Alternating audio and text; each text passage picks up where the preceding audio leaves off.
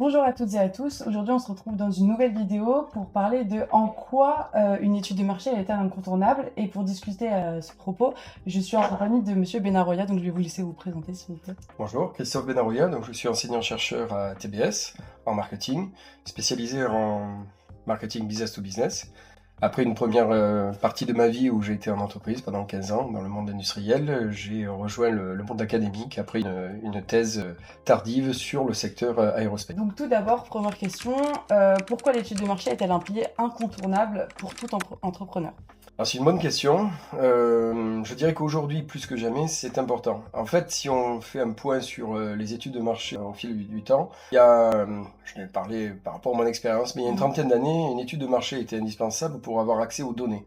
C'était le plus important et dès l'instant qu'on avait des données, on était très content et on pouvait apporter des éléments utiles à tout décideur. Puis est venu le temps où c'était pas tellement l'accès aux données qui devenait compliqué, parce qu'on pouvait trouver des données déjà sur pas mal de sites internet et des bases de données. C'était le traitement de ces données qui permettait de donner du sens plus précis pour guider ou piloter les activités.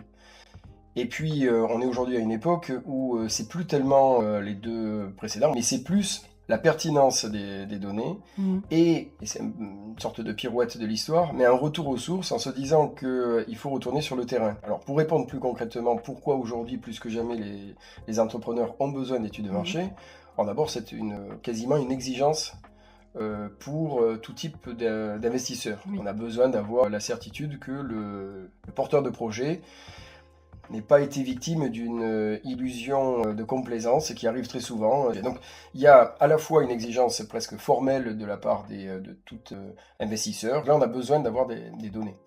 Mais je pense aussi que très concrètement, pour l'entrepreneur, c'est sain d'avoir ce check, voilà, ce stress check pour être sûr que ça fonctionne. L'entrepreneur peut avoir l'illusion que tout seul je peux le faire, je n'ai pas besoin d'avoir recours à escadrille, une junior entreprise ou des gens à côté de moi parce que hop, je vais aller sur les IA, je vais sur les bases de données, je connais mon marché.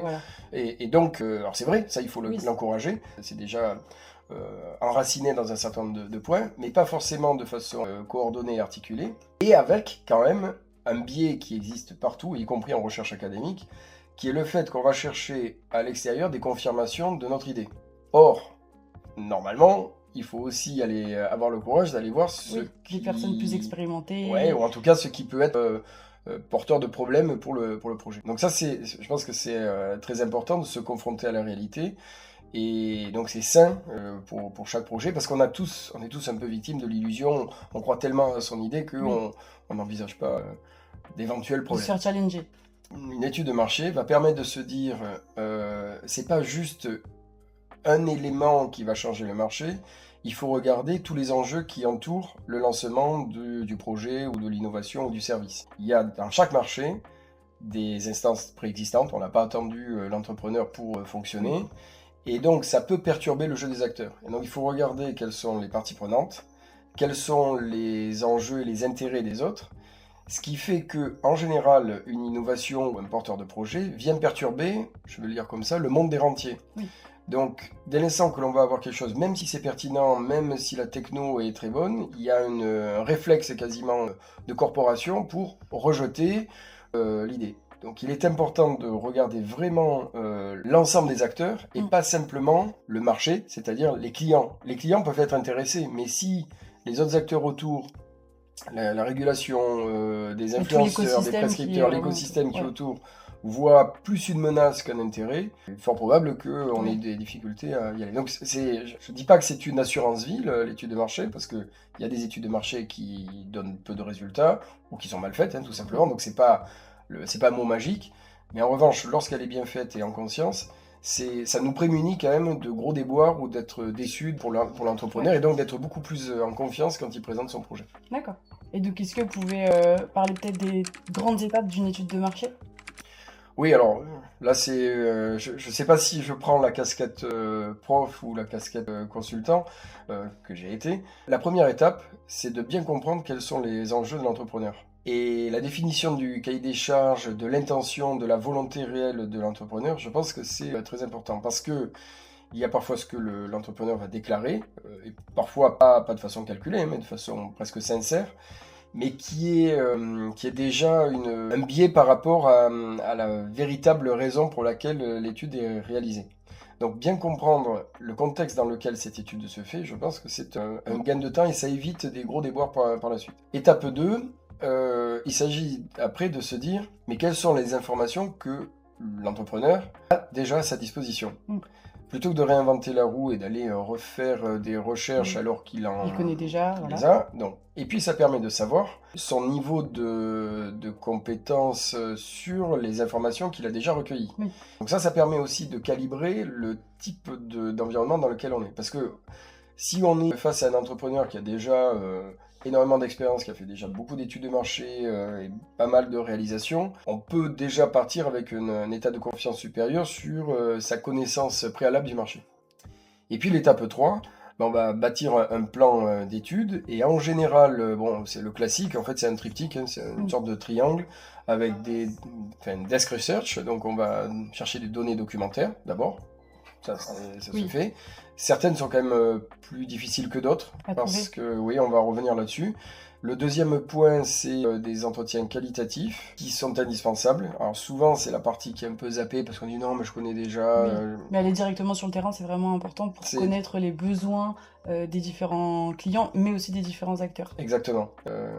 Comprendre les besoins latents, les freins en fait qui peuvent exister, alors qui ne sont pas toujours dits de façon ouverte, mais qu'on va comprendre et interpréter par le biais de l'échange.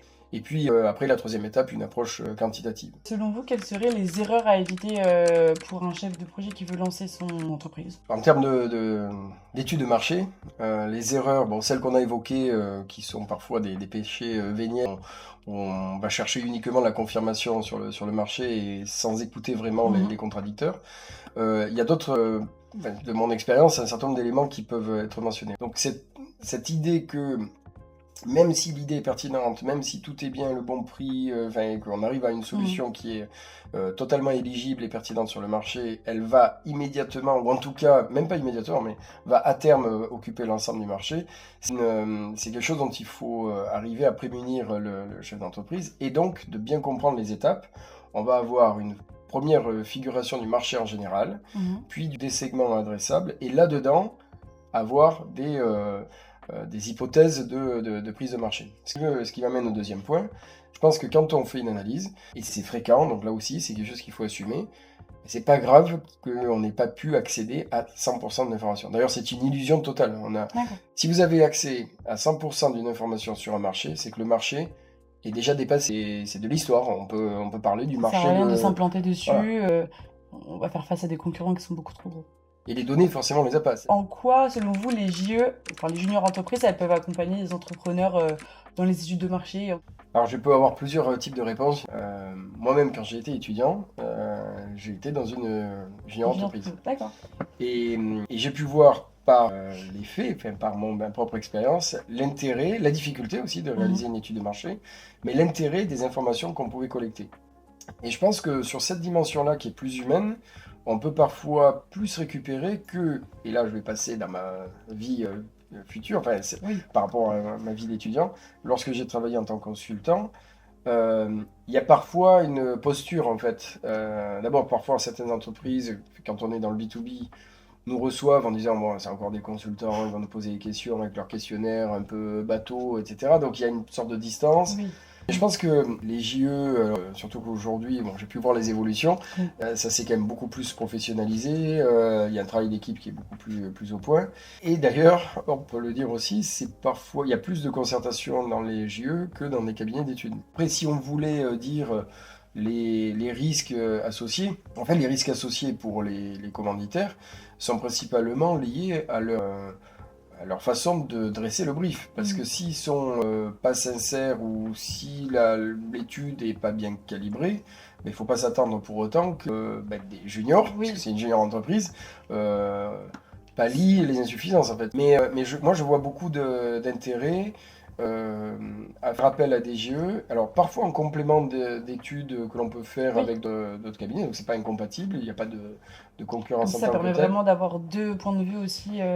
Ouais, et puis je pense vraiment, mais ça c'est vrai encore plus peut-être aujourd'hui qu'avant, mais comme chaque fois, c'est une question de confiance en fait.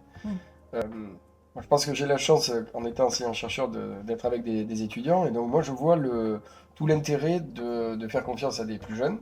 L'accès à des modes de pensée ou des technos ou des raccourcis que l'on peut avoir que Oui, peut-être de façon un peu plus classique ou habituelle, auquel on pense pas, ou même on se dirait non, il vaut mieux pas le faire parce que c'est pas quelque chose qui se fait actuellement dans le marché. Il y a un peu de conservatisme, je vais le oui. dire comme ça. Et donc, est-ce que vous auriez quelque chose à ajouter sur les études de marché dont on n'aurait pas à discuter, par exemple?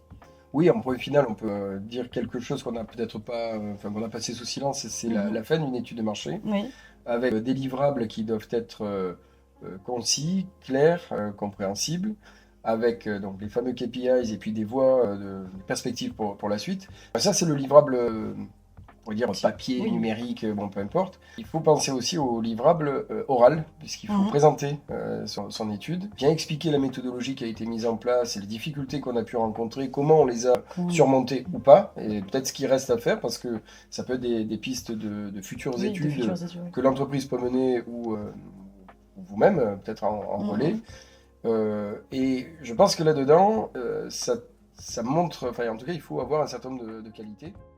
Écoutez, merci beaucoup pour cette Merci. intervention. C'était très intéressant et je pense que ça a permis d'en savoir vraiment plus sur qu'est-ce qui est essentiel dans une étude de marché. Et voilà. Donc, merci beaucoup. Merci, plein de succès pour vous. Merci. Ah bah, on vous dit au revoir. Au revoir.